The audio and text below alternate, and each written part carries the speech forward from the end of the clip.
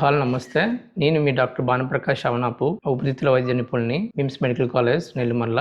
So ఈరోజు ముఖ్యంగా world COPD day అంటే ఏంటి, అసలు ఆ సిఓపిడి డే ఎప్పుడు జరుపుతారు, అసలు ఎవ్రీ ఇయర్ కూడా మనకి థర్డ్ వెడ్నెస్డే నవంబర్లో వరల్డ్ సిఓపిడి డేని జరపడం జరుగుతుంది. సిఓపిడి అంటే ఏంటి, అసలు సిఓపిడి డే యొక్క ముఖ్య ఉద్దేశం ఏంటంటే ఈ గ్లోబల్ అవేర్నెస్, అంటే అందరికీ కూడా దీని మీద అవగాహన కల్పించడానికి, దీని యొక్క సిమ్టమ్స్ ఎలా ఉంటాయి, దీని యొక్క లక్షణాలు, వాటి యొక్క ట్రీట్మెంట్లో ప్లాన్స్ ఏ రకంగా మారుతుంది, అలాగే ప్రివెంటివ్ మెజర్స్ ఎలా ఉంటాయి అనేది కూడా ప్రతి సంవత్సరం కూడా ఈ గైడ్లైన్స్, గోల్డ్ గైడ్లైన్స్ అనేది మనకి ఇవ్వడం జరుగుతుంది. ఈ గోల్డ్ గైడ్లైన్స్ లో మనకి ఏ రకంగా చేంజెస్ ఉంటాయి అనేది కూడా తెలుసుకోవడం జరుగుతుంది. ముఖ్యంగా సిఓపిడి అంటే ఏంటంటే క్రానిక్ అబ్స్ట్రక్టివ్ పల్మనరీ డిసీజ్. ఇందులో ముఖ్యంగా 2 కాంపోనెంట్స్ ఉంటాయి. ఒకటి ఎంఫెసిమా, రెండోది క్రానిక్ బ్రాంకైటిస్ అనేది ఉంటుంది. ఇది మెయిన్లీ ముఖ్యంగా సిఓపిడి అనేది స్మోకింగ్, ఎవరైతే ఎక్కువగా స్మోక్ చేస్తారో వాళ్ళు ఎక్కువగా రావడం జరుగుతుంది. అదేవిధంగా passive smoking, second hand smoking వల్ల కూడా రావడానికి ఛాన్సెస్ ఎక్కువ ఉంటుంది. అదేవిధంగా ఈ మధ్య పొల్యూషన్ కూడా చాలా ఎక్కువైంది. సో ఈ యొక్క ఎఫెక్ట్ అన్నిటి వల్ల కూడా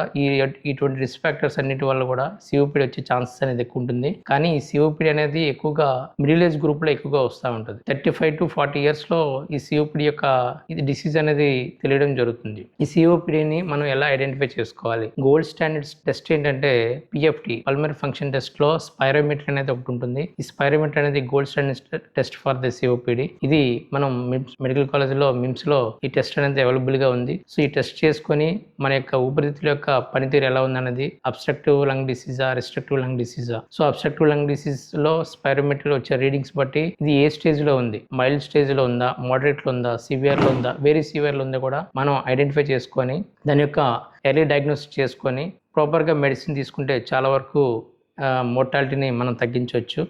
సో ఈ యొక్క ముఖ్య లక్షణాలు ఏవైతే ఉన్నాయో అవన్నీ తెలుసుకోవచ్చు. ట్రీట్మెంట్ ప్లాన్స్ ఇందులో సిఓపిడిలో ముఖ్యంగా బ్రాంకోడైలేటర్స్ అనేది, అంటే పీల్చుకొని గాలిగొట్టాలు ఏ రకంగా వాడాలి, ఇన్హేలర్స్ ఎలా వాడాలి, ఇవన్నీ కూడా ప్రాపర్గా తెలుసుకొని వాడితే చాలా వరకు కూడా డిసీజ్ని మనం తగ్గించుకోవచ్చు. Thank you.